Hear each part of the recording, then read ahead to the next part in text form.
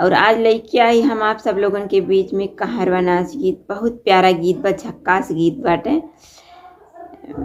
मज़ेदार बाटे। आप लोग सुनिए, जैसन भी लागी कमेंट में अपन राय दी हैं और चैनल का लाइक सब्सक्राइब शेयर ज़रूर करिए, चैनल का सपोर्ट करिए। और निक लागी चाहे न निक लागी तो चलें सुना जाएगी।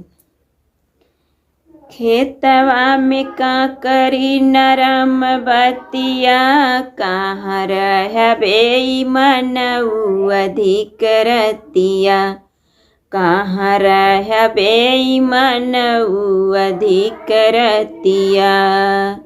खेतवा में का करी नरम बतिया, कहाँ रहबे मनऊ अधिक रतिया, कहाँ रहबे मनऊ अधिक रतिया। बागों में हेरे बगीचों में हेरे, बागों में हेरे बगीचा में हेरे, हेरियाए हम तो पड़ोसी खटिया, कहाँ रहबे मनऊ अधिक रतिया, कहाँ रहबे मनऊ अधिक रतिया।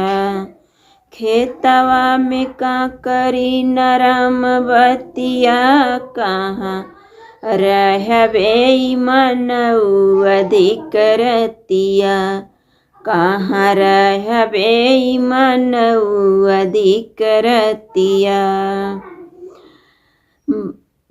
घरवा में हेरे अंगनवा में हेरे, घरवा में हेरे अंगनवा में हेरे, हेरियाए हम तो दुआरे खटिया, कहाँ रहबे मनऊ अधिक रतिया, कहाँ रहबे मनऊ अधिक रतिया। घरवा में हेरे अंगनवा में हेरे, घरवा में हेरे अंगनवा में हेरे, हेरियाए हम तो दुआरे खटिया, कहाँ रहबे मनऊ अधिक रतिया, कहाँ रहबे मनऊ अधिक रतिया। खेतवा में का करी नरम बतिया, कहाँ रहबे मनऊ अधिक रतिया, कहाँ रहबे मनऊ अधिक रतिया।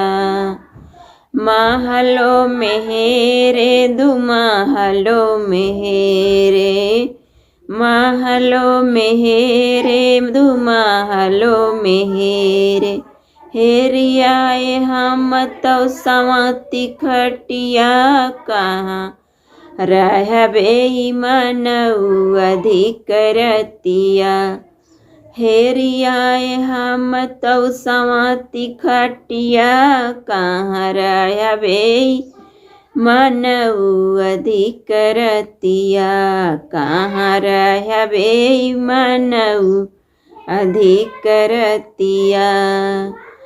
महलों में हेरे दुमहलों में हेरे, महलों में हेरे दुमहलों में हेरे, हेरियाए हम तो संवती खटिया, कहाँ रहबे मनऊ अधिक रतिया, कहाँ रहबे मनऊ अधिक रतिया।